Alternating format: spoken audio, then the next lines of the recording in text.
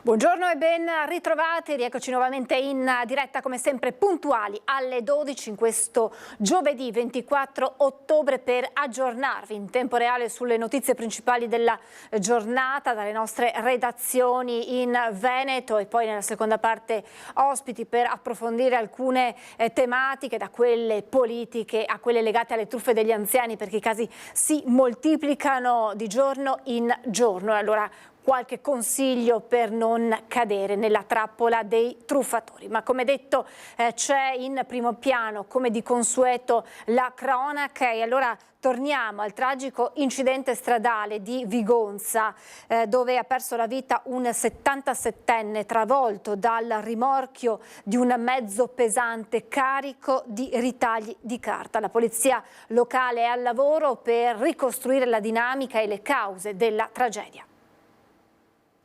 Tutto è accaduto in un attimo. Il camion fa la rotatoria diretto a Padova, Renzo Fornè in scooter travolto dal rimorchio che si stacca e dal suo carico di ritagli di carta. Una tragedia quella che si è consumata davanti agli occhi di numerosi testimoni poco prima delle 10 di mercoledì lungo la regionale 11 a Vigonza.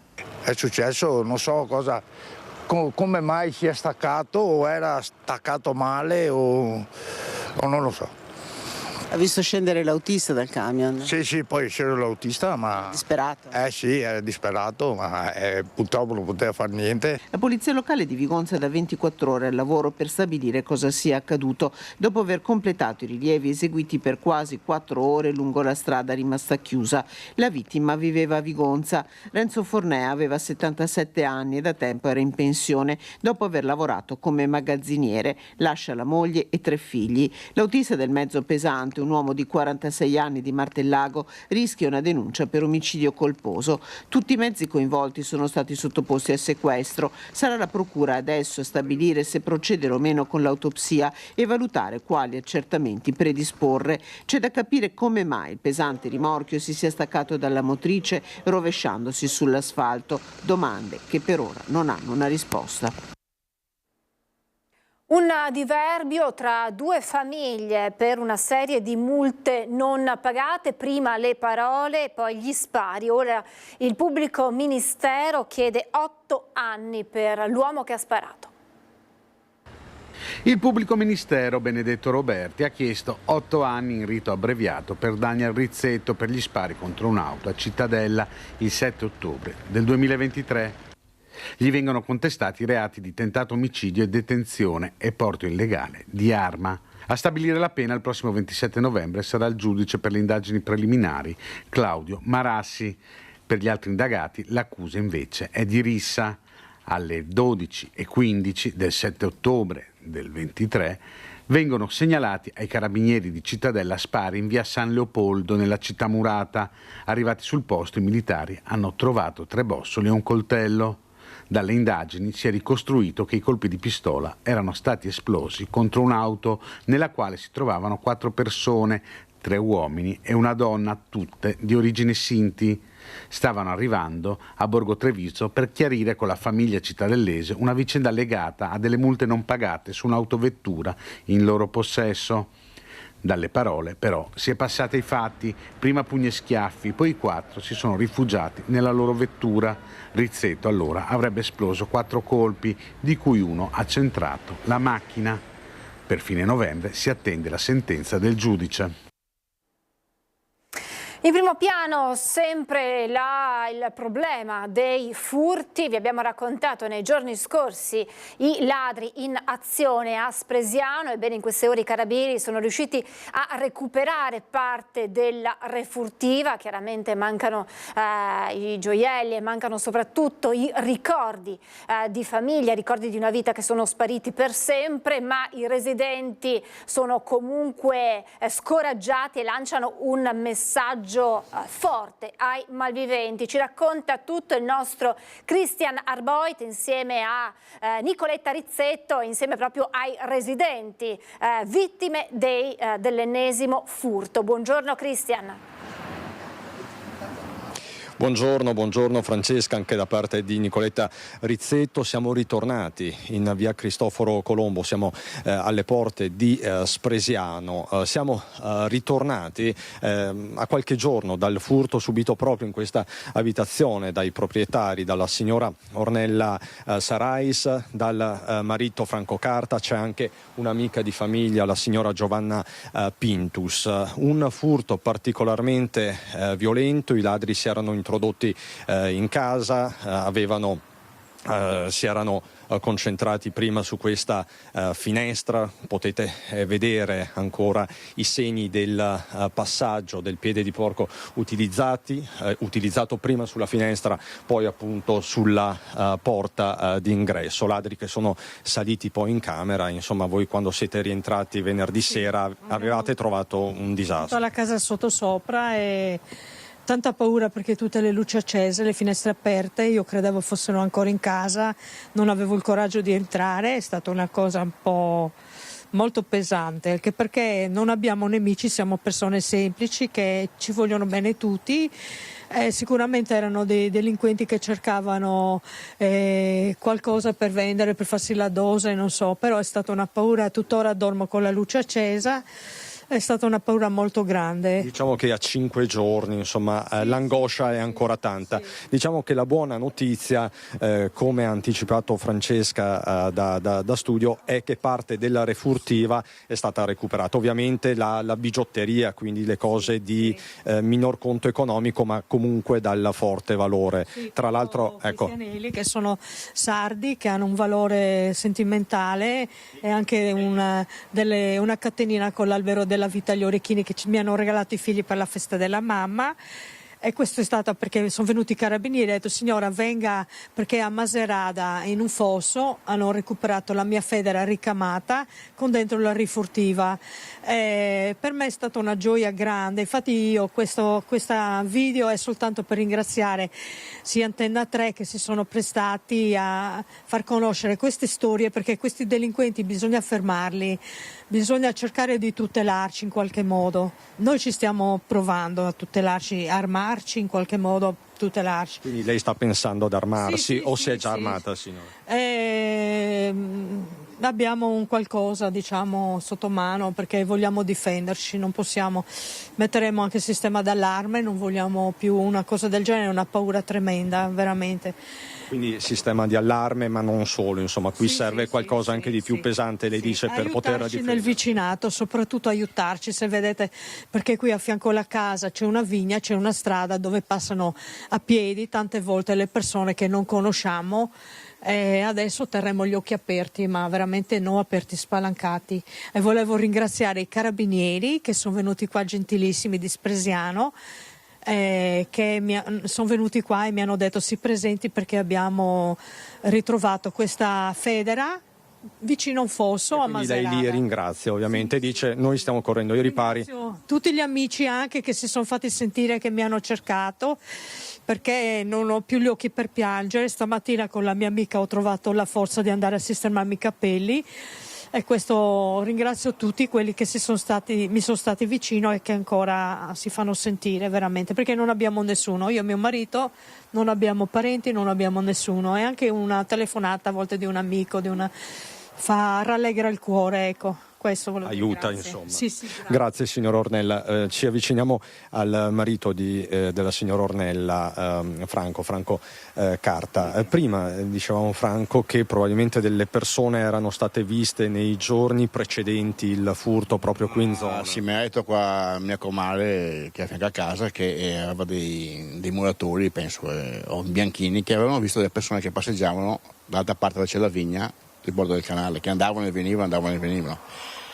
Però le volte è vero, la gente che passeggia, ma non che passeggia, torna fra 20 minuti, mezz'ora, anche un'ora a volte passano, oppure non passano più perché hanno verso Lovadina, che tornano in fondo. Oppure sono operai della vigna, ma due persone che cominciano ad andare su e giù, qualcosa di sospetto c'è, capisce? Quindi bisogna alzare le antenne, lei dice? Sì, alzare le antenne, e non solo le antenne, anche i bastoni. Ecco, perché sua moglie fa una provocazione: noi qui ci armiamo, siamo pronti a armarci. Ma tutti gli italiani dovrebbero armarsi e usare le armi, perché loro non hanno paura di usarle contro di noi. capisci? Loro entrano in casa tua e non hanno paura di spararti o di bastonarti o di accoltellarti, perché sanno che la legge italiana non interviene, non fa niente, anzi li protegge. Quindi bisogna tutelarsi. Sì, certo, bisogna tutelarsi. Ma tutelarsi non vuol dire che c'è un avvocato, questo che vuol dire difendersi, ma difendersi in modo serio. E non dico altro, perché sennò vado troppo avanti.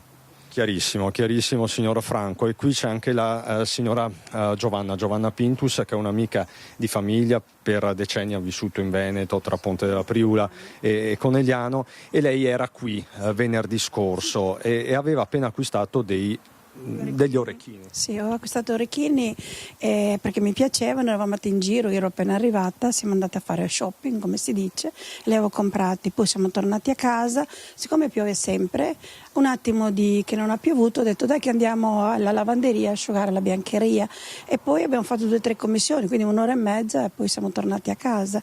Come siamo arrivati, lei ha cercato di aprire la porta, lì per lì non è successo niente, a un certo punto cade il blocco della porta per terra, entriamo, lei subito ha notato c'era il cagnolino piccolo dentro in cucina, gli sportelli aperti del mobile, così si è messa a urlare così.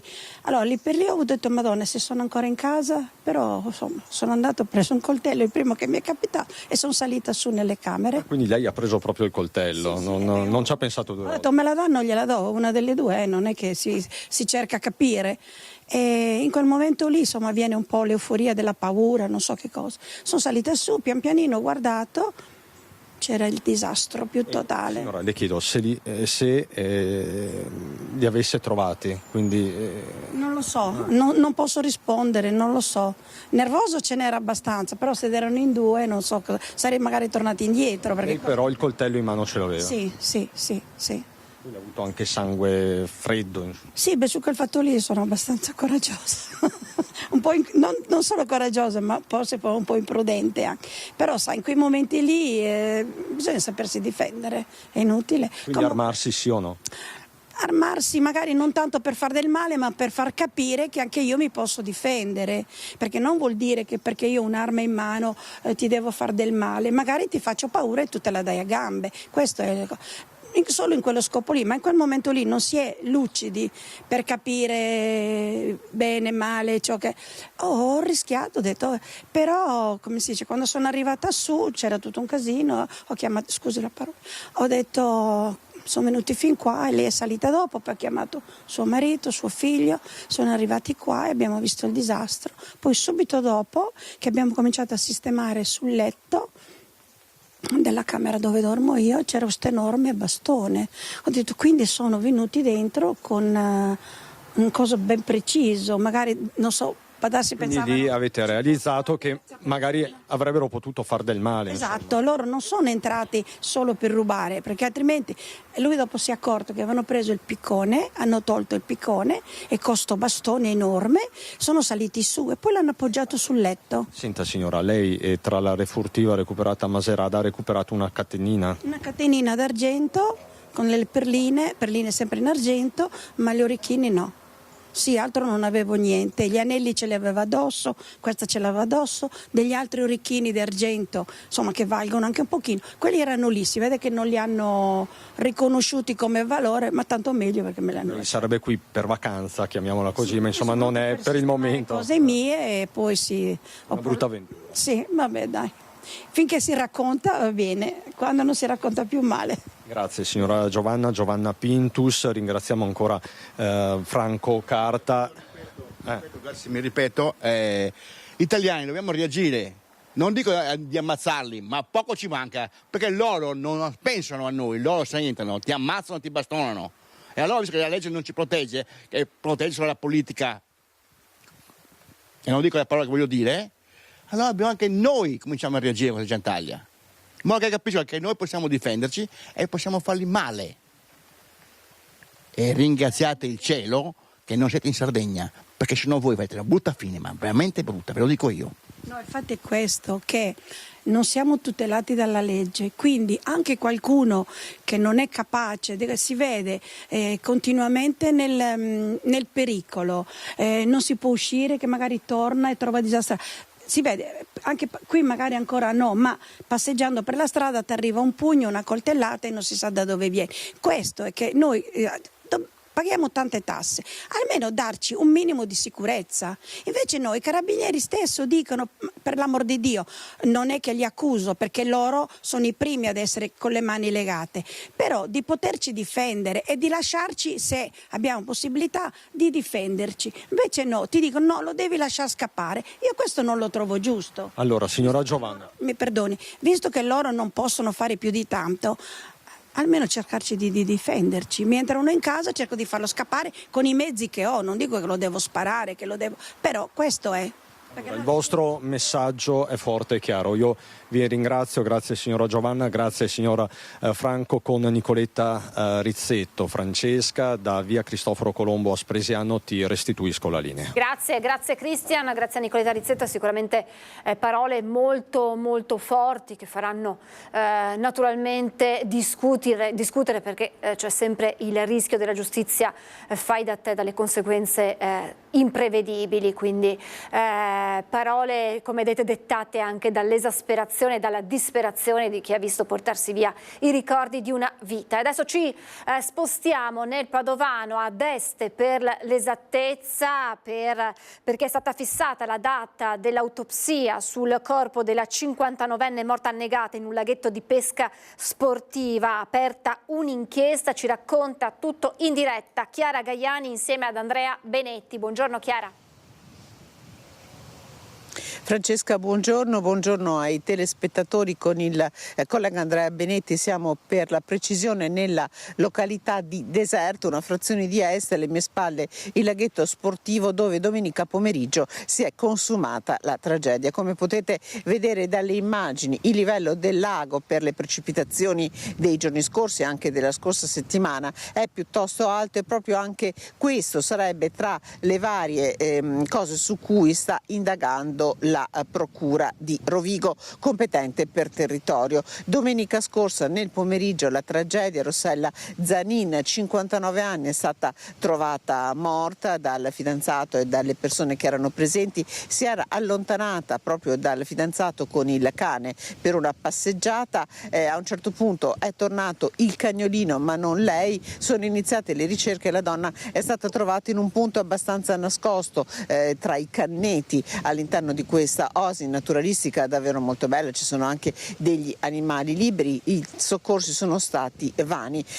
Ci sono però varie domande a cui rispondere: qual è stata l'ora esatta del decesso, che non si riesce ancora a ricostruire attraverso gli esami legali del medico legale fatte in questi giorni, e soprattutto le cause. Si era ipotizzato un incidente, si era ipotizzato un malore. La procuratrice di Rovigo, Manuela Fasorato, ha aperto un fascicolo di indagine con l'accusa contro ignoti di istigazione al suicidio, di aiuto al suicidio. Noi abbiamo provato anche a tentare di intervistare il compagno, il fidanzato di Rossella Zanin, che al telefono ci ha detto che preferisce non parlare, è un momento ovviamente di grande dolore. Noi ovviamente continueremo a seguire le indagini. L'autopsia, lo dicevi, è stata fissata lunedì la Procura di Rovigo affiderà l'incarico al medico legale di eseguire questo accertamento, da cui davvero si attendono molte risposte sulla morte di questa donna di 59 anni. Abbiamo ricostruito alcune fasi nel servizio che adesso vi proponiamo, poi io ringrazio per la collaborazione tecnica Andrea Benetti e la linea può tornare allo studio. Istigazione al suicidio. Con questo capo di imputazione la Procura di Rovigo ha aperto un fascicolo di indagine sulla morte di Rossella Zanin, la 59enne di Este, annegata domenica pomeriggio nel laghetto di un circolo sportivo, l'Oasi No Stress. Era lì con il compagno e il cagnolino Rossella Zanin. La sua assenza aveva allarmato il fidanzato, che, vedendo tornare il cagnolino, aveva iniziato a cercare la donna, trovandola ormai priva di vita. La causa della morte era stata inizialmente ricondotta a un incidente, il tentativo di seguire il cane dentro l'acqua o a un malore, ma la procura, che ha affidato le indagini ai carabinieri, vuole chiarire alcune circostanze, in particolare l'ora del decesso e le sue cause. Per questo sarà conferito ad un consulente l'incarico per l'autopsia sul corpo di Rossella Zanin, che sarà eseguita nei prossimi giorni. Incidente di caccia ad Asiago, un 61enne ha colpito per sbaglio il figlio di 25 anni, su di lui è stata aperta un'inchiesta. Era dal 2012 che sull'altopiano dei 7 comuni non si verificava un incidente di caccia. Protagonisti sono padre e figlio, entrambi di Asiago, rispettivamente di 61 e 25 anni. Si trovavano nei boschi in zona Barenthal ed erano già sulla via del rientro dopo essere usciti di buon mattino. Il loro cane avrebbe segnalato la presenza di selvaggina ed entrambi si sono appostati preparando l'arma per colpire. Il padre, convinto di sparare alla preda, ha invece colpito il figlio con una scarica di pallini che lo ha investito in un'ampia zona del corpo dal torace alle cosce. Il 25enne infatti si sarebbe spostato dalla zona in cui il padre riteneva si trovasse.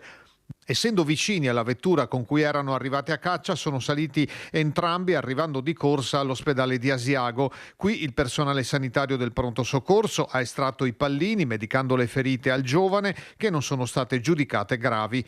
Per ulteriori controlli che escludessero altre lesioni e complicazioni, il 25enne è stato portato subito all'ospedale San Bassiano, dotato di strumentazioni più sofisticate per questo tipo di verifiche. Il ragazzo è stato quindi ricoverato per dare modo ai medici di tenere sotto controllo eventuali infezioni che dovessero svilupparsi. Il quadro clinico del 25enne appare complessivamente rassicurante, ma ora a rischiare è il padre, sul quale è stata aperta un'inchiesta. Controlli a Padova, raffica di provvedimenti del questore che ai nostri microfoni spiega anche la sua decisione di istituire controlli in borghese nei parchi cittadini.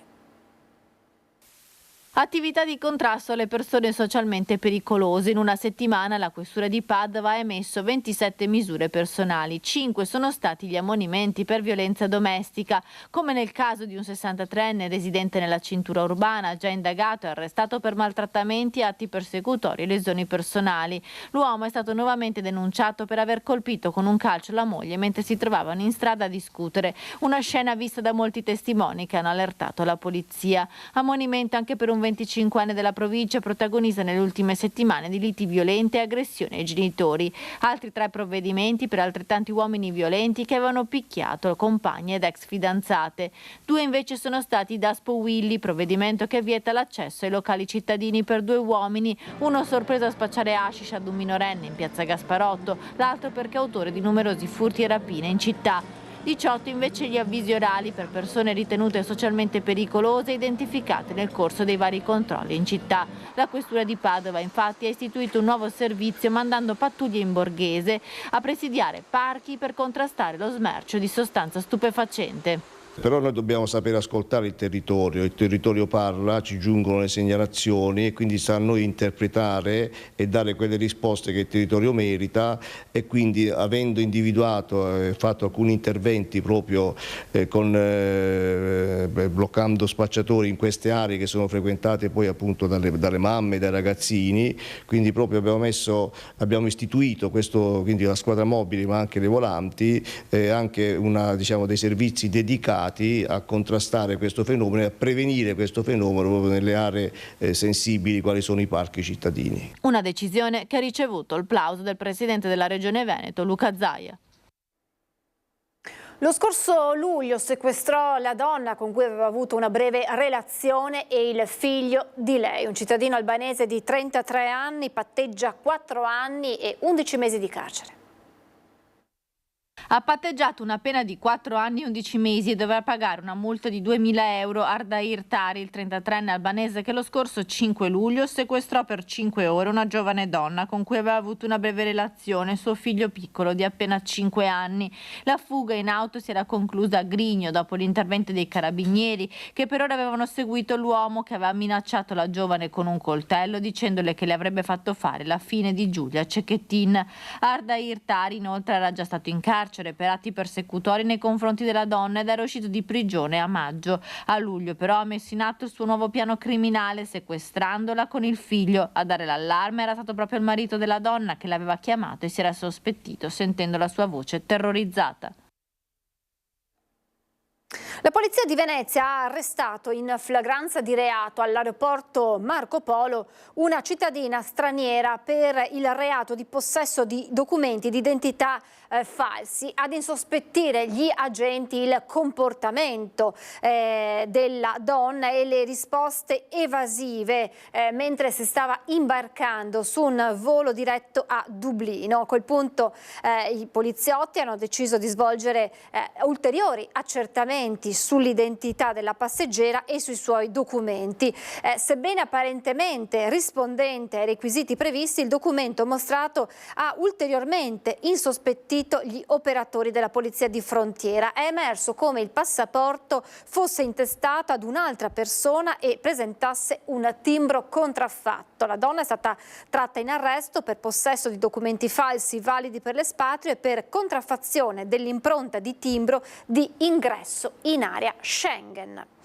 Tra i primi corsi in Italia per favorire l'inserimento lavorativo dei richiedenti asilo nelle imprese del territorio si è concluso il corso di formazione per saldatori rivolto ad una decina di richiedenti asilo, corso promosso da Apindustria Confimi, Prefettura di Vicenza e Caritas. Ci spiega nel dettaglio tutto Luisa Bertini insieme a Simone Squarcina e con loro Mariano Rigotto, presidente di Apindustria Confimi. Siamo insieme a Mariano Rigotto, presidente di Apindustria Confimi Vicenza, per un importante progetto che riguarda l'inserimento lavorativo di richiedenti asilo.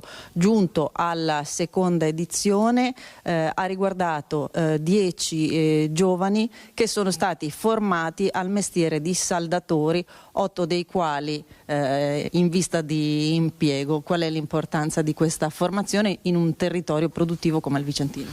Ma guardi, la glaciazione demografica e la sollecitazione dei nostri associati ci ha permesso di progettare questi 2 corsi per richiedenti asilo, proprio per andare incontro alle esigenze delle imprese che non riescono più a trovare personale specializzato.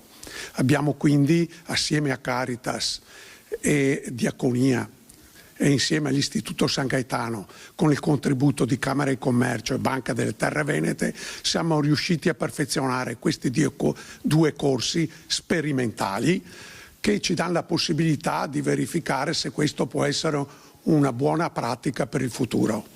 Ecco, una buona pratica che nel territorio vicentino potrebbe riguardare un bacino di 1200 richiedenti asilo. Qual è l'importanza per le imprese di manodopera? Guardi, nonostante la situazione complicata, i dati di Camera di Commercio ci dicono che comunque c'è molta richiesta comunque di personale e quindi questa soluzione può essere una delle vie possibili per il futuro.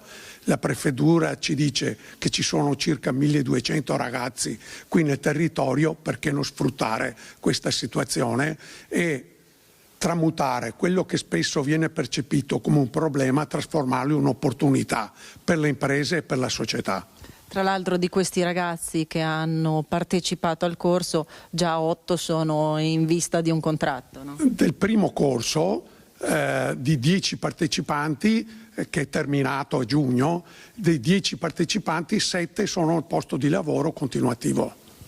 Ecco, avete sentito i risultati di quello che è un corso, una sperimentazione tra le prime in Italia. In 2 sul monopattino vengono fermati dagli agenti, mezzo sequestrato e cittadino irregolare denunciato per ricettazione, è accaduto nel Vicentino a Montecchio Maggiore. Intercettati dalla polizia locale dei Castelli a Montecchio Maggiore mentre andavano in 2 sul monopattino. Dopo averli fermati, gli agenti hanno constatato che il mezzo elettrico presentava la matricola e il numero di identificazione del produttore abrasi e riverniciati, con l'intento di renderli illeggibili. Gli approfondimenti hanno poi rivelato che il veicolo era in possesso del passeggero, cittadino di origine tunisina senza fissa dimora e senza i requisiti di soggiorno in Italia, che lo aveva dato in uso alla conducente per una prova su strada finalizzata a un'eventuale vendita. L'uomo non è però stato in grado di fornire una spiegazione sulla provenienza del monopattino, che perciò è stato sequestrato dalla pattuglia. È stato denunciato per l'ipotesi di reato di ricettazione per la sua irregolare condizione di permanenza sul territorio nazionale. La conducente invece è stata sanzionata per il trasporto di un'altra persona sul monopattino in violazione del codice della strada. Nella stessa giornata gli agenti della Polizia Locale dei Castelli hanno fermato un cittadino ghanese alla guida senza aver mai conseguito la patente. Per lui è scattata la multa di 5.100 euro. Accertamenti illeciti sulla malattia. Scoppia il caso in un albergo di Abano Terme. 2 dipendenti si sono rivolti alla Fisascat CISL, che ha presentato un esposto denuncia ai carabinieri. Ci sono due nostri iscritti che ci segnalano degli abusi sostanzialmente legati al fatto che dei colleghi inviati da, in questo caso il datore di lavoro, si sono recati presso le abitazioni, hanno suonato addirittura il campanello per chiedere qual era il loro stato di salute, sostanzialmente per verificare se erano dentro l'abitazione. Tutto questo in abuso di tutto quello che è sancito, che è regolamentato dallo Statuto dei lavoratori. A parlare Matteo Breda, segretario generale della Fisascat CISL di Padova e Rovigo. Ai loro uffici si sono presentati 2 iscritti dipendenti di un albergo di Abano Terme, denunciando la violazione subita, diventato un esposto di 7 pagine di memorie con 6 allegati che lo stesso Matteo Breda ha consegnato ai carabinieri. Se ci muoviamo e facciamo questo esposto, sicuramente ci sono delle prove tangibili, oggettive, che lasciano poco all'immaginazione. Quindi abbiamo WhatsApp, abbiamo mail dove si conferma quanto sostenuto dai 2 lavoratori nostri iscritti. La denuncia fa riferimento all'articolo 5 della legge 300 del 1970, lo Statuto dei lavoratori, che dispone che il controllo delle assenze per infermità possa essere effettuato solo attraverso i servizi ispettivi degli istituti previdenziali competenti, che sono tenuti a compierlo quando il datore di lavoro lo richieda.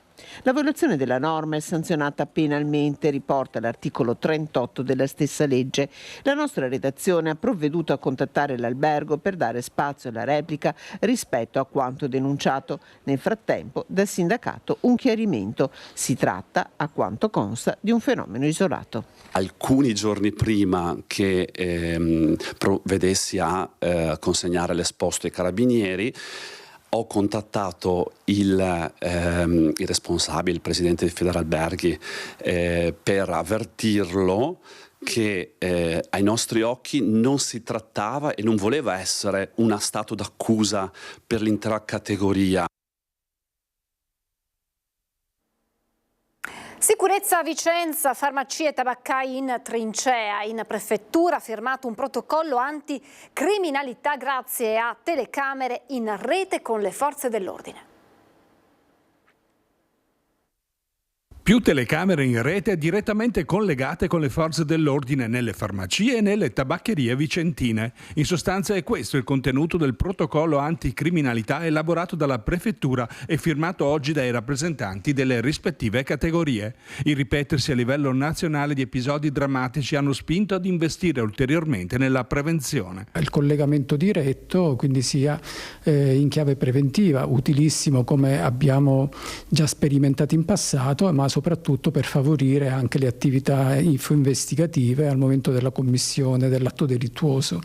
Ho registrato un forte interesse da parte dei 2 presidenti di Feder Tabacchi e di Federfarma, che hanno assunto l'impegno di sensibilizzare i propri associati perché si possa addivenire alla realizzazione di questi sistemi che, ricordo, vengono realizzati proprio all'esterno dell'attività commerciale. Elemento nodale del nuovo protocollo, l'uso delle immagini registrate dagli occhi elettronici.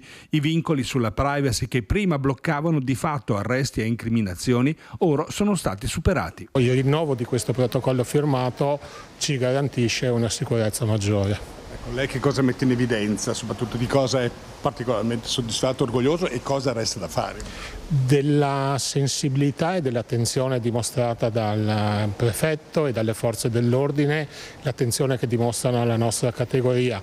Quello che c'è da fare, cioè più si migliora meglio è, cioè è un punto di partenza, questo non è un punto di arrivo. Nel protocollo è indicato già un provider di questo tipo di videosorveglianza che è certificato su quelli che sono tutti i formalismi riguardo anche alle privacy e quant'altro, in modo tale che renda più snello e agevole anche il percorso di utilizzo di questi materiali, affinché possano effettivamente intanto sgravare il titolare dell'attività di quelle che sono le responsabilità legate a questo, ma contemporaneamente accelerare tutti i percorsi di utilizzo di materiali eventualmente acquisiti da parte delle forze dell'ordine. Questo è realmente un passo avanti. Penso proprio di sì, ce lo auguriamo. Dunque sicurezza a rischio per farmacisti e tabaccai che combattono quotidianamente contro balordi e microcriminalità. Durante il lavoro, insomma, si sentono come in trincea. Sentite un po' a rischio? Molto a rischio, molto a rischio. E se viene qualcuno ho anche l'arma pronta. Che mostro? Eccola qua. Un'immagine che vale 1000 parole e che fotografa lo stato d'animo con cui quotidianamente lavorano tabaccai e farmacisti, due categorie professionali che pur diverse sono accomunate ultimamente dalla stessa condizione, lavorare in trincea. Esatto, noi essendo come categoria tabaccai abbiamo proprio bisogno di essere tutelati e di avere una tutela, avere più sicurezza anche maneggiando tanti contanti, appunto. Non ci sentiamo sicuri in questo caso, anche abbiamo subito vari furti e abbiamo anche denunciato, però non abbiamo trovato comunque una risposta. Non nascondo che io ho sempre lo spray antiaggressione in mano, a volte anche qualcos'altro, perché non sono mai tranquilla. Con le telecamere a volte vediamo anche chi sono, a volte sono persone italiane, a volte di colore. A volte io ho fatto la denuncia, a volte ho perso anche la fiducia di farla, perché purtroppo per farla ci vuole molto tempo e poi in realtà non succede nulla. Come il caso di Milano, che diciamo il povero tabaccaio barista che era si ritrova dei malviventi dentro, cerca di difendere la sua proprietà, però giustamente e poi a chi viene data la colpa viene data a chi si è difeso, non al malvivente che doveva essere, diciamo, punito e portato indietro. Invece abbiamo queste situazioni. Il personale in maggior parte è femminile, per cui insomma un'attenzione anche alla chiusura serale, a quello che gira intorno alle ore serali, ai personaggi che girano appunto nel quartiere, sì, e direi che ci dovrebbe essere un attimo di controllo in più. Se a noi ci dovesse venire un malvivente, noi non sappiamo come reagire, perché poi siamo dalla parte del torto facendo qualsiasi cosa, non siamo tutelati. C'è bisogno quindi di tutela assolutamente e sicurezza, perché non si hanno controlli. Anche in centro, mio fratello alla tabaccheria, non passa nessuno e se c'è la ragazza che lavora lì non si sente per niente sicura. E poi ci sono le truffe agli anziani. Inseguimento dei carabinieri lungo le vie di Riese Pio X. L'auto dei malviventi intercettata sfonda la barriera del casello della Pedemontana Veneta e poi fugge. L'auto dei malviventi, già segnalata in altre province per aver messo a segno truffa ai danni degli anziani, è stata intercettata dai carabinieri di Castelfranco nei pressi del casello della Pedemontana Veneta a Riese Pio X. I militari dell'Arma stavano operando in un servizio mirato al contrasto di questi reati quando si sono trovati di fronte alla macchina, una Polo grigia con targhe clonate. I truffatori non si sono fermati all'alte dei carabinieri. L'automobilista ha premuto sull'acceleratore e si è dato alla fuga. Ne è nato uno spericolato inseguimento che si è concluso all'altezza del casello di Loria, dove i due sconosciuti, per sfuggire ai carabinieri, hanno sfondato la barriera e si sono dileguati. La prontezza dei militari dell'Arma ha messo in fuga i malintenzionati che altrimenti avrebbero fatto altre vittime nella Marca. L'appello delle forze dell'ordine è sempre lo stesso: non dare credito a sconosciuti che millantano di parlare per conto di carabinieri e di segnalare ogni caso sospetto. Proprio di queste ore 2 tentate truffe, la prima a Treviso, con la solita telefonata che annunciava un finto incidente del quale sarebbe rimasto vittima il figlio, e la seconda a Quinto, con falsi tecnici che millantavano una fuga di gas nelle tubature dell'acqua e chiedevano di entrare in casa. Fortunatamente in entrambi i casi le vittime non sono cadute nella trappola. E poi, come vi abbiamo raccontato in apertura di diretta insieme a Christian Arboit, resta sempre forte l'allarme furti, allarme che questa volta è corso lungo la chat dei residenti, con una mobilitazione dei vicini che ha fatto fuggire i ladri. A Pianzano 3 banditi su un'auto rubata sono stati sorpresi da una ronda del controllo di vicinato. I carabinieri, che ora stanno indagando, hanno sequestrato la loro auto con arnesi da scasso e altra refurtiva.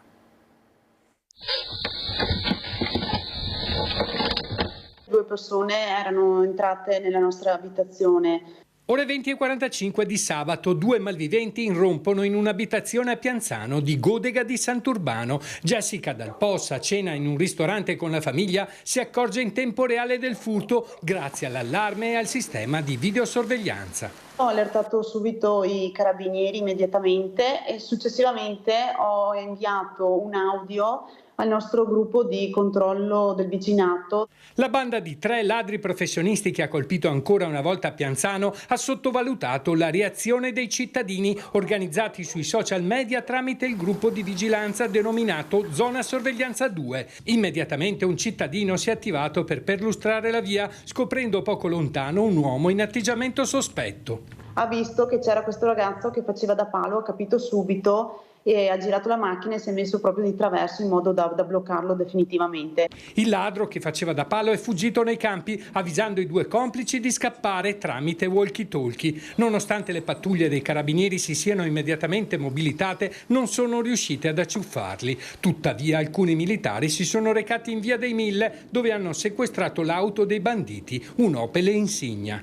Aprendo il bagagliaio del veicolo, che si è rivelato rubato in Lombardia, hanno trovato un vero e proprio tesoro di refurtiva, oltre a strumenti da scasso. Sono state ritrovate refurtive di altre famiglie, c'erano dentro delle borse, dei contanti, ma soprattutto c'erano tutti oggetti di scasso, c'erano flessibili, piedi di porco, martelli. Da alcuni anni Pianzano è presa d'assalto dai ladri specializzati in furti in abitazione. Sono già 2 anni che in questo periodo siamo bersagliati dai ladri, perché effettivamente ogni settimana minimo fanno sempre dalle 2 alle /3 case. Franca, la mamma di Jessica, che vive accanto, ci confida: non è un bel vivere. Perché si pensa sempre a un rumore che si sente. Fortunatamente ci sono le ronde.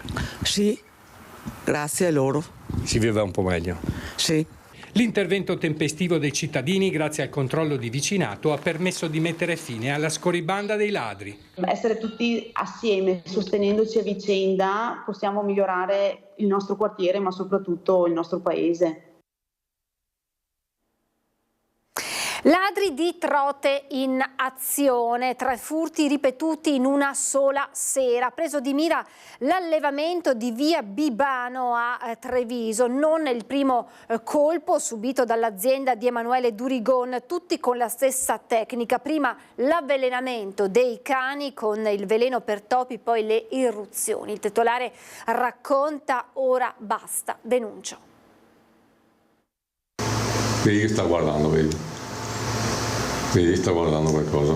I ragazzi che dormono là mi hanno avvisato che i cani abbaiavano e io ho guardato le telecamere, ho visto persone che sono entrate, ho chiamato i carabinieri, nel frattempo sono arrivati loro, 2 minuti prima di me, sono andato, ho preso la macchina e sono andato là. E abbiamo trovato tutti i mezzi che portavano via il guadino, dei naili e le scale che loro servivano per fare il passaggio della rete. Una doppia scala, una appoggiata all'altra, per facilitare la salita e la discesa e rendere agevole scavalcare la recinzione dell'allevamento di trote di via Bibano tra Treviso e Carbonera. Quel guardino le prendevano, le facevano morire, mettevano sul zaino e poi le portavano di là dalla rete. 2 o 3 giri, come ho capito, non so, quanta roba, 20 kg a volta, 30, non si sa. 3 eruzioni in una sola sera, ma l'allevamento, da quando circa 1 anno e mezzo fa è stato rilevato dal titolare, ha subito moltissimi furti di trote, tutti con la stessa dinamica. Prima l'avvelenamento dei pastori maremmani che vigilano il luogo, qualche giorno prima dei colpi con del veleno per topi, poi le visite armati di ogni strumento necessario per la cattura dei pesci. Tanti, e hanno avvelenato anche i cani. Uno siamo riusciti a recuperarlo perché abbiamo dato la vitamina K e adesso si è rimesso alla gamba un po' ancora zoppa. E dopo ultimamente sarà 20 giorni fa, un mese, abbiamo dato anche l'altro e da poco abbiamo recintato, messo telecamere, luci, abbiamo cercato di poter fare il meglio per salvaguardarci. Sembra non essere bastato. No, non serve. Se vogliono entrare entrano lo stesso. Ora la denuncia ai carabinieri, a cui nelle prossime ore saranno consegnati anche i video delle telecamere di videosorveglianza che hanno ripreso il ladro in azione, insieme a quello risalente al furto dello scorso maggio, in cui si vede chiaramente un uomo posizionare prima dei teli di nylon a bordo delle vasche e poi piano piano pescare le trote e metterle nei sacchi. Dopo quantitativi così non è più per mangiare, per vendere, non so.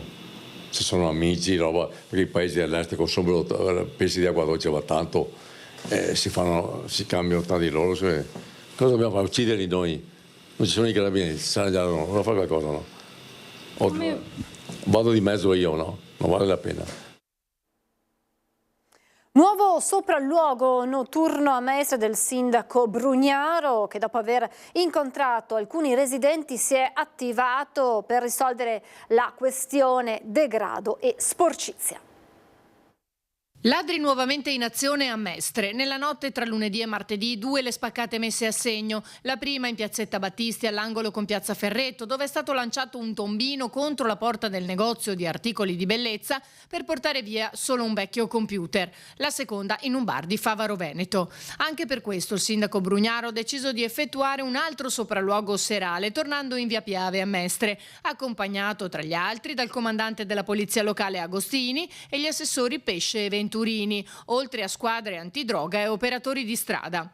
Il primo cittadino ha ripercorso via Cappuccina e via Piave, poi nei pressi dei giardini ha incontrato alcuni residenti del quartiere. Abbiamo parlato soprattutto del degrado che c'è a Mestre. Riflettori puntati dunque sul degrado e zone di sporcizia con materassi ovunque, rete, sanitari da bagno. Io tutti i giorni passo a documentare l'abbandono delle immondizie, non le immondizie normali, ma diciamo gli ingombranti.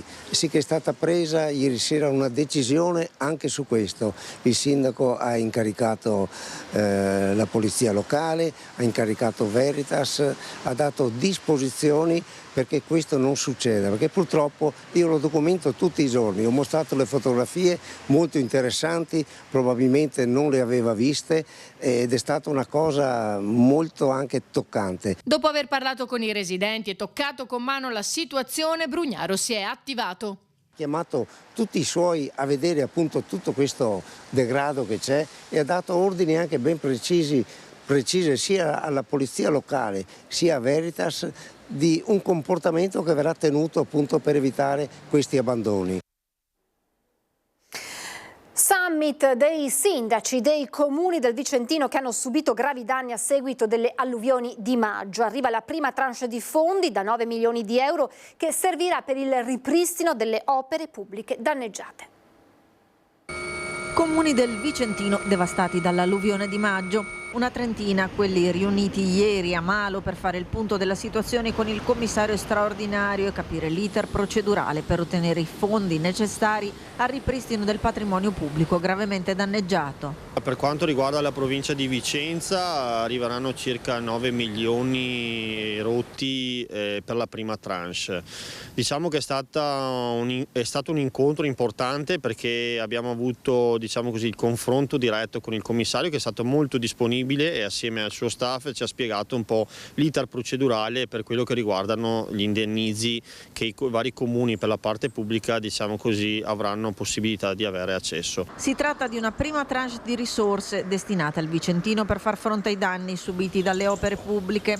Sindaci in prima linea che hanno ancora una volta ribadito la necessità di stanziare fondi destinati anche alle manutenzioni per pianificare e intervenire in termini di prevenzione. Bisogna fare manutenzione, bisogna stanziare risorse, questo è un compito della politica, poi diciamo così stanziare quelle risorse che andranno anche agli enti superiori per poi programmare quelli che saranno poi gli interventi che ci permettono di non più agire in emergenza ma agire in prevenzione, quindi con una manutenzione programmata e che garantisca la sicurezza ai nostri concittadini.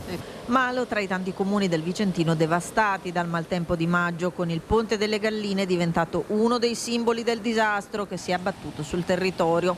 Ponte che divide in due la città e che, come tante altre opere pubbliche, è in attesa di ripristino. È una tranche, ci ha spiegato, di un importo che arriverà, quindi che coprirà una parte degli interventi anche in somma urgenza, oltre che ad alcune opere di ripristino, come ad esempio il ponte. Per quanto riguarda Malo, diciamo così, è una voce importante che ci dà un sollievo e ci dà, diciamo così, là a partire con la progettazione anche esecutiva di quella che sarà l'opera di collegamento importante che ha diciamo così, impattato questo evento del 2024. Io prevedo di aprire questa importante opera nel gennaio 2026, salvo complicazioni, salvo, diciamo così, ritardi della burocrazia.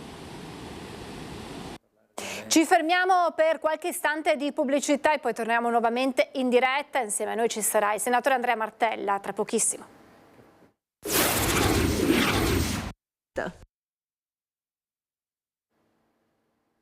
Rieccoci in diretta, l'avevo anticipato, oggi in studio, non in collegamento, abbiamo la presenza del senatore Andrea Martella, segretario regionale del Partito Democratico. Buongiorno, grazie per essere con noi, senatore, ben ritrovato. Grazie a voi, buongiorno a tutti i vostri telespettatori. Allora, io partirei subito, senatore, con un tema che sta tenendo banco in questi ultimi giorni a Venezia, ma non solo, è quello del nucleare. Io mostrerei un servizio perché su questo tema intervengono anche le associazioni di categoria, in questo caso Confapi, e quindi il nucleare, questa ipotesi di una centrale nucleare, naturalmente di ultima generazione, a Marghera. Sentiamo che cosa dice Confapi in merito e poi lo commentiamo con il senatore Martella. Sì al nucleare a Porto Marghera perché intanto in Italia abbiamo un problema di approvvigionamento relativamente all'energia elettrica, il fabbisogno nazionale non è coperto ovviamente dalle fonti rinnovabili che pur nella loro positività hanno tutta una serie di problematiche di continuità. Anche Confapi Venezia si dice favorevole all'ipotesi del nucleare a Porto Marghera per una serie di motivazioni. Il nucleare è la soluzione ideale per un paese che aspira a rimanere la seconda potenza manifatturiera europea e in particolare per quanto riguarda l'area di Porto Marghera c'è tutto un tema di bonifiche relative a quello che la chimica ha lasciato a Porto Marghera, bonifiche che ormai da decenni attendono di essere effettuate e che la costruzione di una centrale nucleare senz'altro non procrastinerebbe più. Per Porto Marghera, continua Zecchinel, che vede nel sito importanti potenzialità di sviluppo, potrebbe essere un'occasione di ripartenza. Si aggiungerebbe tutta una serie di opere compensative che avrebbero delle ricadute importanti per un territorio come il nostro, che purtroppo sta subendo una pesante deindustrializzazione.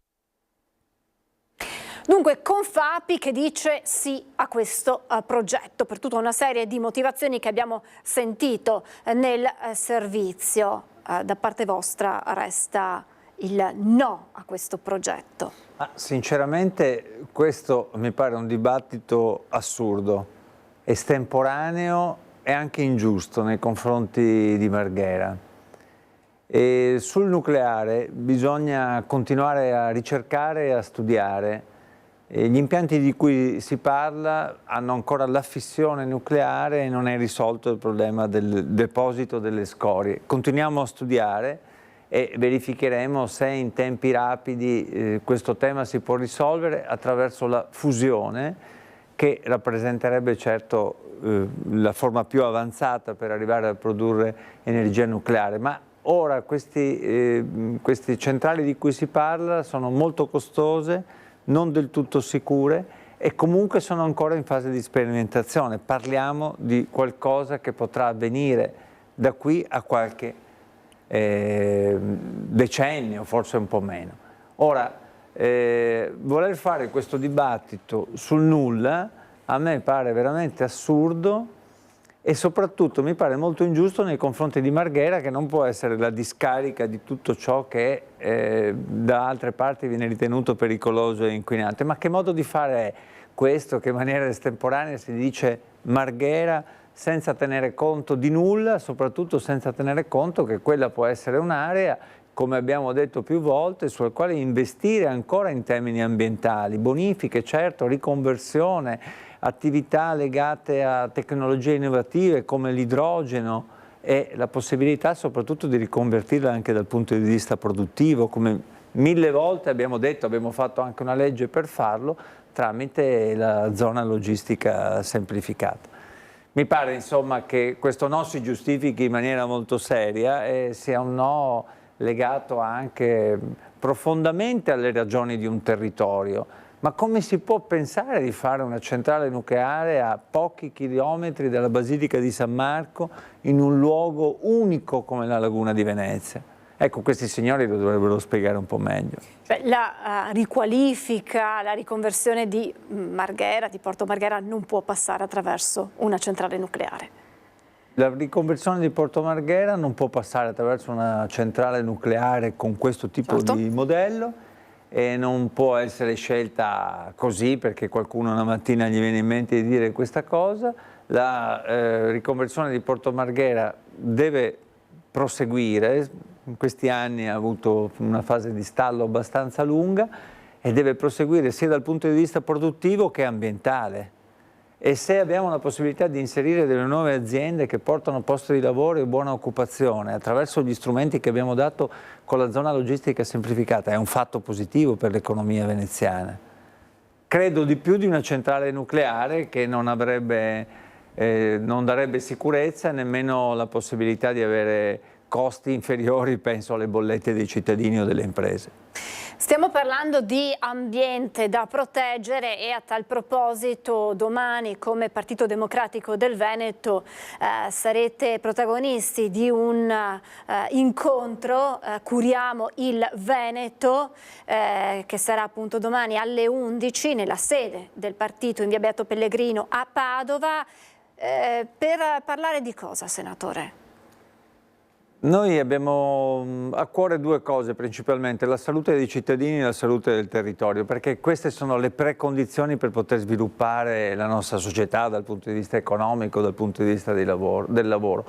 Da tempo ci occupiamo della sanità e da tempo ci vogliamo occupare anche dell'ambiente. L'abbiamo già fatto parlando di siccità, avanzando una serie di proposte.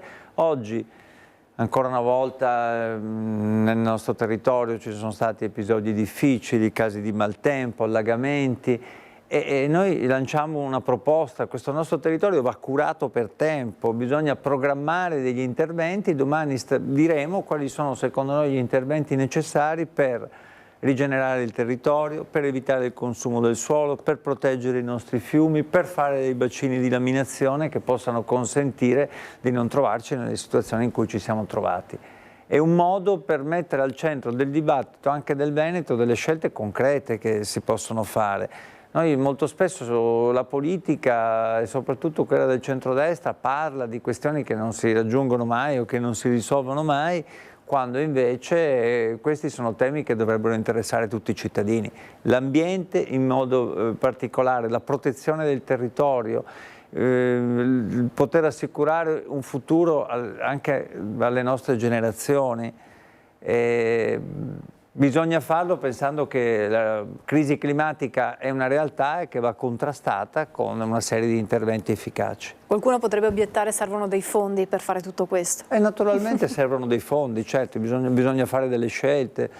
Ci sono dei fondi a disposizione già dati in precedenza dai governi precedenti, ci sono dei fondi legati al PNRR e altri andrebbero programmati sicuramente per fare degli interventi duraturi, stabili, che mettano in sicurezza il Veneto. Del resto sarebbero fondi ben impiegati perché darebbero come dire, delle certezze rispetto al fatto di non trovarci in condizioni come quelle in cui ci si troviamo, e poi i fondi li dobbiamo spendere lo stesso per ristorare i cittadini e le imprese per i danni che hanno ricevuto. Senatore, tornando al tema di prima della salvaguardia di Porto Marghera, del patrimonio che è Venezia in sé, esiste una legge speciale per Venezia a cui però mancano dei finanziamenti. Eh sì, questo è un tema che abbiamo sollevato proprio in questi giorni. E Venezia è l'unica città che ha una legge speciale e che viene considerata di preminente interesse nazionale. Ma naturalmente perché questo interesse nazionale vada garantito bisogna che ci siano delle risorse e dei finanziamenti costanti per fare tutti gli interventi che riguardano la salvaguardia di Venezia. Non c'è solo il MOSE che difende Venezia dalle acque alte, ci sono una serie di interventi di manutenzione, che riguardano la salvaguardia della città e della sua laguna, che hanno bisogno di essere programmati costantemente. Ecco, ogni governo dovrebbe mettere al centro questa scelta come una scelta che è di tutti. Purtroppo da quando c'è questo governo non è stato più messo un euro a disposizione di Venezia, è un tema fondamentale che io ho sollevato e che continuerò a sollevare anche nella prossima legge di bilancio. Altro tema riguarda quello che è stato il caso che ha travolto il comune di Venezia, con in particolar modo l'assessore Boraso, ma che comunque insomma ha coinvolto tutta la realtà politica della città. Dopo la procura anche la Corte dei Conti indaga sulla vendita di Palazzo Poerio Papadopoli dal comune di Venezia al magnate cinese Kwong. L'ipotesi è di danno erariale, il prezzo fu abbassato di oltre 3 milioni di euro. Guardiamo il servizio per la regia Brugnaro Papadopoli, Corte dei Conti, e poi torniamo su questa vicenda destinata a continuare a far discutere anche nei prossimi mesi la città di Venezia e non solo, e poi lo commentiamo. La vendita di Palazzo Poerio Papadopoli, ex sede della polizia locale, all'imprenditore cinese Chin Kiat Kwong per aprirci un albergo, rappresenta un danno erariale per le casse del comune di Venezia? Dopo la procura, anche la Corte dei Conti indaga sulla vendita al magnate di Singapore dell'immobile comunale, inizialmente stimato 14 milioni di euro, poi scesi a 10 milioni e 800 mila. In questi giorni sono stati una quindicina, compresi il sindaco Luigi Brugnaro, i politici, dirigenti e funzionari del comune di Venezia, che hanno ricevuto il provvedimento della procura contabile che mette in mora i presunti responsabili. Oltre al sindaco ci sono l'ex assessore Renato Boraso, il capo di gabinetto Morris Cerone e il vice Derek Donadini. In una nota, Cafarsetti ha precisato che l'azione della Corte dei Conti si pone sostanzialmente come un atto dovuto conseguente all'indagine penale in corso. La vendita del palazzo rappresenta infatti uno dei filoni su cui indagano i magistrati che conducono la cosiddetta inchiesta Palude. Secondo l'impianto accusatorio, la vendita dell'edificio pubblico con un abbassamento di prezzo superiore ai 3 milioni di euro si inquadrerebbe in un'operazione più ampia, facilitare un'altra vendita sempre all'imprenditore cinese, quella dell'area dei Pili, di proprietà di Brugnaro, dove realizzare un enorme progetto immobiliare. Questo luglio, nel decreto di perquisizione a Derek Donadini, i magistrati scrivevano che Brugnaro, Cerone e Donadini concordavano con Cing il versamento di 150 milioni di euro in cambio della promessa di far approvare, grazie al loro ruolo all'interno dell'ente comunale, il raddoppio dell'indice di edificabilità sui terreni in questione e l'adozione di tutte le varianti urbanistiche necessarie all'approvazione di un progetto edilizio ad uso anche commerciale e residenziale della volumetria di 348.000 metri quadri. Ricostruzioni smentite con decisione più volte in tutte le sedi dal sindaco Luigi Brugnaro, che rivendica l'aver sempre svolto l'incarico di primo cittadino come un servizio alla comunità. So di avere la coscienza non pulita, pulitissima, non aver fatto nulla. Le storie che mi riguardano sono legate al solito discorso di Pili e tutto quello che ci va dietro dal 2015, conflitto di interesse che non c'è. L'ho già detto, non ho fatto mai niente di male. Abbiamo sentito le parole del sindaco Brugnaro su questa vicenda che ha travolto Cafarsetti. Sì, dovremo vedere nei prossimi tempi quale sarà lo sviluppo dell'inchiesta giudiziaria. La magistratura sta facendo il proprio lavoro e io penso che sia giusto che lo faccia e mi auguro che in tempi rapidi possa giungere a delle conclusioni. Questa nuova vicenda legata alla Corte dei Conti non fa altro che aggiungere una pagina a quello che avevamo già visto. Quello che abbiamo già visto, per quanto mi riguarda, al di là dell'inchiesta giudiziaria che farà il suo corso indipendentemente, è che siamo stati nel corso di questi anni a Venezia di fronte ad un forte e radicato conflitto di interessi che ha riguardato direttamente l'amministrazione comunale e il sindaco in tante vicende. Ripeto, si vedrà dal punto di vista dell'esito giudiziario, ma il mio giudizio politico, come ho detto in altre occasioni, è proprio questo. Altro tema quanto mai caldo che tocca in modo uniforme la nostra regione, da Mestre a Treviso, alla Marca Trevigiana, allargando il discorso a Verona con l'episodio di domenica all'alba, il cittadino del Mali che aveva aggredito prima la polizia locale, poi gli agenti di polizia, un agente ha sparato dei colpi, uno di questi lo ha colpito al petto uccidendolo, dovrebbe essere tra l'altro attesa l'autopsia in queste ore. Il tema sicurezza è sempre in primo piano, si chiedono maggiori interventi da parte delle forze dell'ordine, si chiedono più sistemi di sorveglianza, c'è poi chi punta il dito contro un'immigrazione incontrollata. Naturalmente le istituzioni, a iniziare dal governo centrale, devono garantire ai cittadini di vivere in luoghi sicuri e quindi di sentirsi protetti dal punto di vista psicologico anche. E molto spesso nelle nostre città le condizioni sono condizioni più difficili e bisogna intervenire su più fronti. Innanzitutto noi abbiamo organici delle forze dell'ordine che sono diciamo sottostimati, ci sarebbe bisogno di più forze dell'ordine. Sarebbe anche utile che le forze dell'ordine, e che io voglio ringraziare per tutto il lavoro che svolgono, fossero pagati di più, cioè avessero stipendi più alti, svolgono un lavoro encomiabile in condizioni talvolta pericolose e questo lavoro dovrebbe essere riconosciuto, per esempio adeguando molti contratti.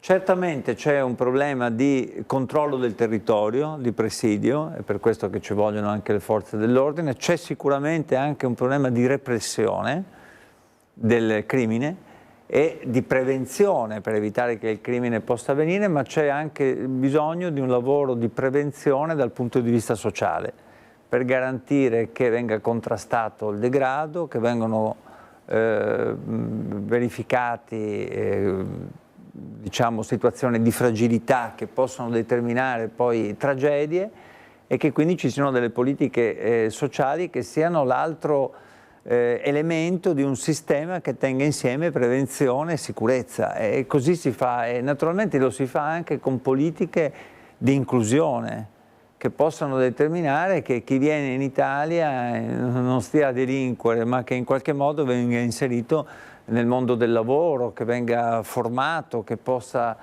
stare in condizioni. Poi chi delinque naturalmente deve essere punito per quello.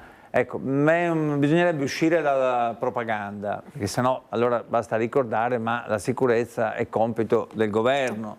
Bisognerebbe uscire da questa propaganda, sapere che la sicurezza è di tutti la dovremmo garantire e bisognerebbe fare con un approccio culturale un po' diverso, uno sforzo sia nella direzione repressiva sia nella direzione di prevenzione del crimine, ma anche degli interventi sociali che possono essere fatti.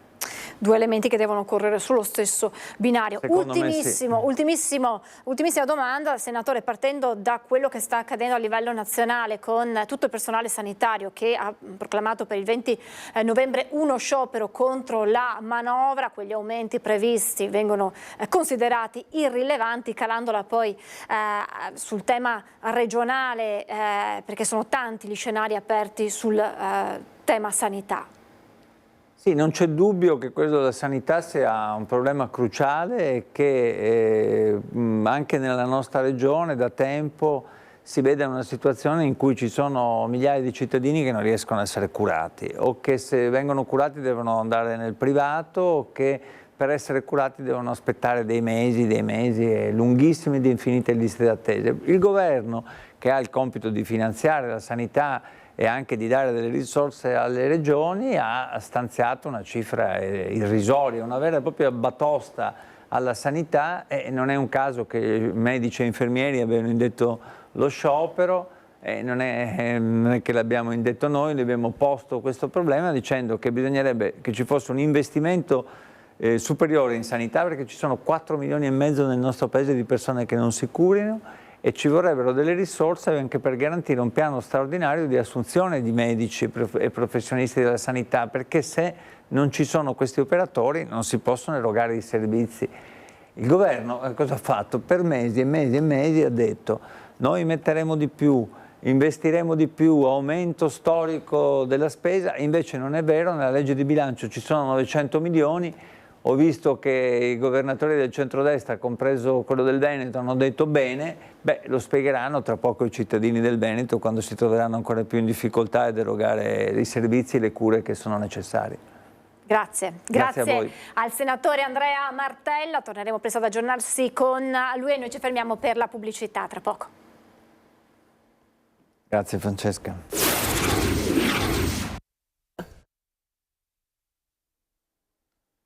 Rieccoci in diretta, torniamo alla cronaca. 2 stranieri, un peruviano e un nigeriano, sono stati accompagnati al centro per il rimpatrio dalla polizia. 2 stranieri irregolari in Italia. La polizia li rintraccia a Vicenza e avvia le pratiche di espulsione dal territorio nazionale. Il primo è un 25enne nigeriano sbarcato sulle coste siciliane nel 2016, ottenuto per motivi umanitari il titolo di soggiorno, poi alla scadenza non lo aveva rinnovato, trascorrendo anni in clandestinità e commettendo reati contro il patrimonio e legati allo spaccio di droga. L'altro è un 24enne peruviano già condannato per furto nel 2018 a Milano e noto per episodi di resistenza, violenza e minaccia a pubblico ufficiale, cessione di stupefacenti, reati contro il patrimonio, ubriachezza molesta, estorsione, possesso di chiavi alterate e grimaldelli, possesso di armi o oggetti atti ad offendere. Arrivato in Italia nel 2017 per ricongiungersi alla famiglia, ha lasciato scadere il titolo di soggiorno, più volte arrestato in flagranza di reato, ha continuato ad alimentare il suo curriculum criminale. Il questore nei suoi confronti ha firmato un ordine di allontanamento dal territorio nazionale. Entrambi gli stranieri, sia il primo che il secondo, sono stati portati al centro per i rimpatri, uno a Gradisca di Sonzo, l'altro a Roma, ed entrambi sono in attesa di un volo per essere rimpatriati nel loro paese d'origine. Dopo il tentato femminicidio di Mussolente cresce il numero di donne che denuncia violenze in casa. 144 donne accolte nei primi 6 mesi del 2024 da Spazio Donna del Bassanese, numeri in aumento rispetto allo scorso anno che sono destinati ad aumentare ancora, violenze tra le mura domestiche che non accennano a calare e che arrivano a sfiorare tragedie, come quanto accaduto nei giorni scorsi a Mussolente con il tentato femminicidio e la vittima salvata solo grazie all'intervento della figlia minorenne, un grido d'allarme che chiede un intervento fermo. Veramente ancora ci preoccupa molto, anche perché i casi sono feroci, ancora non è passata la cultura di non colpire le donne in questo modo e quindi soprattutto per i minori siamo molto preoccupate. Noi lavoriamo tutti assieme nella rete, stamattina sono reduci da un incontro di rete in ospedale e questo grossissimo problema non si risolve da soli, ma tutti assieme, mettendo assieme le culture di ognuno, però con un obiettivo: aiutare le donne a denunciare. Dopo che è stato reso noto quel terribile episodio di Mussolente, sono fioccate le segnalazioni di donne che si sono rivolte a voi. Sì, la stessa mattina 3 di seguito, ecco, dire denunciate e dire troppo poco. Un'azione collettiva deve essere alla base per contrastare la violenza di genere e in occasione del 25 novembre, giornata dedicata alla lotta contro la violenza sulle donne, è in programma una mobilitazione generale. Con i 23 assessorati e i comuni con cui lavoriamo nel distretto facciamo tutti una fiaccolata assieme, partiamo la stessa ora alle 6 da ogni comune e quindi incentiviamo anche i cittadini di quel comune a denunciare, ad aiutare. È una parolina che noi assumiamo in questi giorni, accorgersi che c'è il problema. Rinnovo del contratto nazionale dei metalmeccanici e crisi aziendali nel veneziano. La visita a Marghera del segretario generale della FIMCISL Uliano è stata l'occasione per fare il punto su diverse questioni preoccupanti. Il cantiere navale di Fincantieri è in piena attività. Lo stabilimento di Marghera ha commesse per i prossimi anni, ma l'incognita sul rinnovo del contratto collettivo nazionale di lavoro preoccupa anche gli oltre 1100 operai e impiegati che lavorano qui, perché il rischio di rottura tra sindacati e Federmeccanica Assistal è alto. Siamo in una situazione molto difficile e complicata, siamo a rischio di rottura, abbiamo invitato Federmeccanica a modificare la proposta che ci è stata presentata perché abbiamo distanze notevoli sia sul lato salariale, sia sul lato normativo, sia degli aspetti di miglioramento del welfare, della previdenza e del contratto in generale. Abbiamo tempo sino al 15 novembre, ha aggiunto il segretario generale della FIMCISL Ferdinando Uliano, parlando a Marghera davanti a 600 lavoratori, e ci aspettiamo che nei prossimi incontri ci siano dei passi in avanti. Ma la tappa nel veneziano è stata anche occasione per fare il punto su delicate vicende locali. Quasi 390 lavoratori sono con il fiato sospeso per le sorti delle loro aziende, a partire dalla Speedline. Abbiamo valutato positivamente la nomina del commissario giudiziale Castro. Per noi ci sono le condizioni per proseguire nell'attività, deve fare presto, ci sono 30 giorni a disposizione. Noi pensiamo che bisogna curare innanzitutto tutto l'aspetto di messa in sicurezza dei clienti di Speedline. Preoccupa molto poi anche la situazione di Superjet International a Tessera. Abbiamo sollecitato tutte le cariche politiche immaginabili delle istituzioni a livello locale e a livello regionale, ma non si sta muovendo nulla, e questa è una responsabilità grossa che ha il governo italiano di dare una risposta a questa realtà significativa e importante di Venezia. Un malato oncologico racconta ai nostri microfoni un problema con le liste d'attesa. Ancora segnalazioni di criticità nell'ULSS 7, dove pazienti e famiglie continuano a lamentare problemi, soprattutto per quello che riguarda le liste d'attesa e le prenotazioni di esami, come nel caso del signor Paolo, nome usato a tutela della sua privacy perché parliamo di un malato oncologico che a febbraio 2024 aveva prenotato la TAC da effettuarsi entro 10 mesi.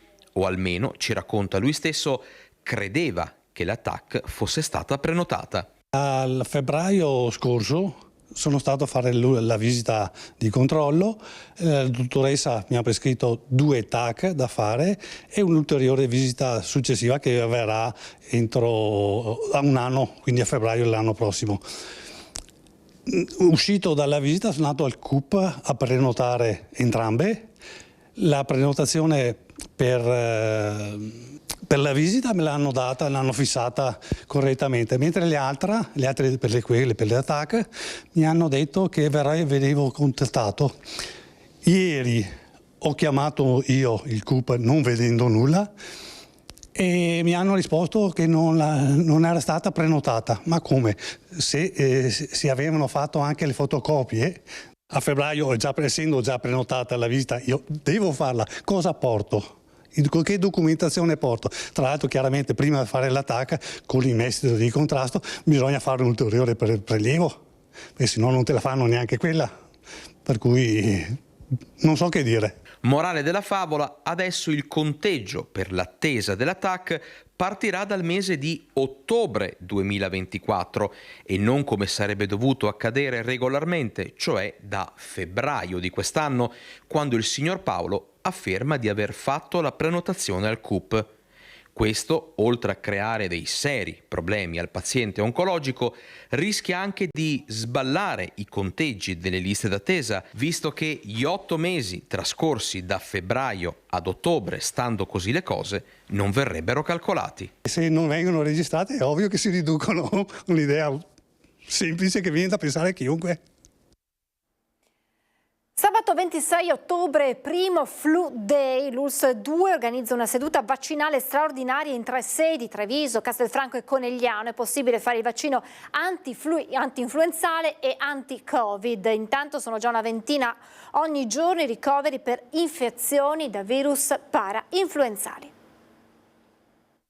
Attenzione, quest'anno è un'influenza molto pesante, ancora non abbiamo ricoverati ovviamente per l'influenza perché abbiamo per i virus minori parainfluenzali, abbiamo già comunque 20 ricoveri al giorno per tutte sindromi parainfluenzali. 20 ricoveri al giorno per infezioni da virus parainfluenzali. Nonostante l'influenza vera e propria non sia ancora arrivata, sono già parecchie le persone ammalate con sintomi seri, tanto da portarle all'ospedale. E l'influenza che caratterizzerà la prossima stagione invernale sarà particolarmente aggressiva. Di qui l'importanza di vaccinarsi. Per evitare di prendere broncopolmoniti, polmoniti, avere problemi anche a livello cardiovascolare, perché sappiamo che le persone fragili sono quelle più colpite. L'ULSS 2 ha organizzato una seduta straordinaria di vaccinazione per sabato 26 ottobre, Flu Day agli ambulatori della Madonnina a Treviso, al centro di Viale dei Carpani a Castelfranco e a Conegliano negli ambulatori di Via Galvani. È possibile prenotare l'appuntamento sul sito dell'ULSS 2. Oltre al vaccino antinfluenzale è possibile nella stessa seduta ricevere anche l'anti-Covid. Lo consigliamo per le persone fragili, quindi per tutte le persone che hanno cardiopatie, che hanno BPCO, quindi bronchite cronico ostruttivo o altre malattie del sangue importanti, perché questo crea una protezione. La ditta trevigiana Settengenesio si è aggiudicata l'appalto da 7 milioni di euro per realizzare le nuove sale operatorie della pediatria di Padova. Un altro tassello si aggiunge al completamento della nuova pediatria di Padova che dovrebbe essere pronta per l'estate del 2025. L'azienda ospedaliera ha aggiudicato l'appalto per la progettazione esecutiva, per i lavori di completamento, per la fornitura di apparecchiature e per l'allestimento delle 6 sale operatorie del nuovo polo ospedaliero pediatrico dell'azienda. Ad aggiudicarsi il bando da 7 milioni di euro è stata la ditta Settengenesio SPA di Oderzo, che già sta realizzando l'edificio. Saranno sale chirurgiche d'avanguardia ed altamente tecnologiche. Sarà inoltre realizzata anche una mini sala ibrida ed è previsto anche un angiografo biplano del valore di 1.200.000 euro. La nuova pediatria è un edificio da 8 piani, 19.000 metri quadrati con 155 posti letto, costerà circa 60 milioni di euro. Cresce la preoccupazione per la presenza dei lupi anche in pianura. Ad intervenire questa volta è la Coldiretti di Marostica. La presenza stabile dei lupi fra Bassano e Marostica sta preoccupando e non poco i residenti, dati gli avvistamenti del predatore anche in pianura. Il video del lupo tra le case di Marsan, ma anche i piedi delle colline bassanesi e ancora le testimonianze di chi li ha visti a San Michele confermano la presenza di un branco ai piedi delle colline e a 2 passi dalle abitazioni. Il numero presente nell'altopiano è talmente grande che loro comunque vanno ad espandere il territorio, insomma. Perciò è una cosa che si conosceva e prima o dopo doveva succedere. Paure che vanno a sommarsi al grido di dolore degli allevatori rimasto finora inascoltato. Unico passo in avanti al momento arriva dall'Europa con il declassamento del lupo nella direzione di una minore protezione. Sono animali che danni ne fanno, insomma, lo vediamo, abbiamo visto nelle nostre malghe le continue predazioni che hanno continuato a fare, insomma, ecco. Noi percepiamo ogni giorno le segnalazioni dei nostri soci e la disperazione anche di questi, insomma, che vedono il frutto del proprio lavoro continuamente predato e portato via, insomma. Troppe le predazioni registrate nei mesi estivi, non c'è più tempo, le istituzioni devono intervenire. I mesi invernali potrebbero spingere i lupi ad aggredire i capi nelle stalle in pianura. Noi siamo delle sentinelle del territorio, perciò le cose le vediamo tanto tempo prima che magari l'opinione pubblica se ne accorga. I lupi, i cinghiali, le nutrie e quant'altro. Perciò come sentinelle segnaliamo il problema e dopodiché la politica deve fare il proprio lavoro e capire quale soluzione adottare, insomma, ma una soluzione va adottata perché adesso la presenza, ormai è percepito anche dalla gente comune che la presenza è esagerata. È tornato e si è concluso con successo in Alpago il trofeo Auto Storiche di Regolarità, gara impegnativa e affascinante che in questa edizione ha registrato la presenza di 2 equipaggi con navigatrici non vedenti. In Alpago sono tornate le auto storiche. A 20 anni di distanza il trofeo Alpago Regolarità ha regalato grandi emozioni al pubblico fra la Conca dell'Alpago, la Piana del Cansiglio, Quantina e il Lago di Santa Croce. Un anello di 150 km, partenza e arrivo a Pieve d'Alpago, 30 prove cronometriche e una grande novità: la partecipazione di 2 donne non vedenti nel ruolo di navigatrici accanto ai piloti in gara, Elisa Moscato e Sonia Cipriani, che hanno dato indicazioni ai piloti con un libro strada trascritto in braille. Soddisfatto l'ideatore del trofeo, Pier Vincenzo De Prat. Tutto è iniziato per scherzo da una passione familiare per le auto di una volta, racconta il vulcanico imprenditore che lanciò l'evento nel 2002. Numerosi gli equipaggi iscritti con auto del dopoguerra, ma anche con un esemplare unico di una Lancia del 1932, prototipo nato per correre nella storica 1000 miglia, modello che vinse la targa Florio, la Coppa d'Oro delle Dolomiti e la 1000 miglia appunto. In gara anche concorrenti dalla Svizzera e dalla Germania, ma l'interesse maggiore l'ha suscitata la partecipazione delle 2 navigatrici non vedenti grazie alla sinergia con il progetto MITE, acronimo della parola insieme in 4 lingue diverse, unico al mondo, che dal 1998 dà l'opportunità a persone ipovedenti e non vedenti di partecipare come navigatori a gare internazionali e nazionali e gare di regolarità. Si gareggia alla pari e, a differenza degli altri sport, non è necessaria graduatoria a sé stante. A Elisa Moscato e Sonia Cipriani a fine gara anche la targa della provincia di Belluno. E adesso in chiusura abbiamo pochissimi minuti, ma andiamo a Scomigo con il nostro Christian Arboit. Lo ritroviamo, abbiamo parlato prima di furti con lui, adesso ci racconta una vicenda, delle problematiche che riguardano gli autisti di scuolabus. È così, Christian, raccontaci meglio. Buongiorno a te e al tuo ospite. Assolutamente, parliamo, Francesca, di assenteismo, di autisti assenteisti nel trasporto scolastico, che come sapete è un trasporto molto delicato. Qui con me c'è Adriano Battistuzzi, che è uno storico autotrasportatore della Marca Trevigiana, che ha un caso estremo da raccontarci, ma non è un caso raro. Che caso, Battistuzzi? Beh, in questo è veramente un caso estremo. Abbiamo un lavoratore assunto per fare scuolabus. L'anno scorso, dall'inizio della scuola fino al 23 di dicembre, ha fatto 11 giorni di presenza saltuariamente, dopodiché continua a mandare permessi per malattia e noi non l'abbiamo più visto, quindi non sappiamo neanche se rientra, se non rientra, se rientrerà, se non rientrerà, quindi ci mette in serie difficoltà anche dal punto di vista gestionale dei nostri servizi che abbiamo. Un caso non rarissimo, e quindi lei lancia un appello ai medici di base. Io lancio un appello ai medici di base, ma credo che potrebbero appellarsi da soli, di dire: guardate che comunque in una società mutualistica e solidale ognuno deve fare la parte sua. Se concediamo delle libertà che non sarebbero concesse a chiunque, poi alla fine chi paga è sempre comunque l'anello debole della catena, perché andrà comunque ad accorciare una coperta già corta a danno di chi veramente ha bisogno di sostegno durante una malattia. Il trasporto scolastico in particolare ha già delle difficoltà. Con Battistuzzi spesso ne parliamo, ma torneremo a farlo questa sera nel corso dei nostri telegiornali. Quindi per il momento da Scomigo è tutto. Francesca, con Nicoletta Rizzetto, ringraziando Adriano Battistuzzi, ti restituisco la linea. Grazie ad Adriano Battistuzzi, grazie naturalmente a Christian Arboit, grazie naturalmente alla mia regia, Tony Esposito ed Alessandro Granziere, grazie a voi per averci seguito. Adesso la sigla, le previsioni meteo, poi a seguire il documentario Borgo Italia e poi il film La Notte. Buon pomeriggio a tutti.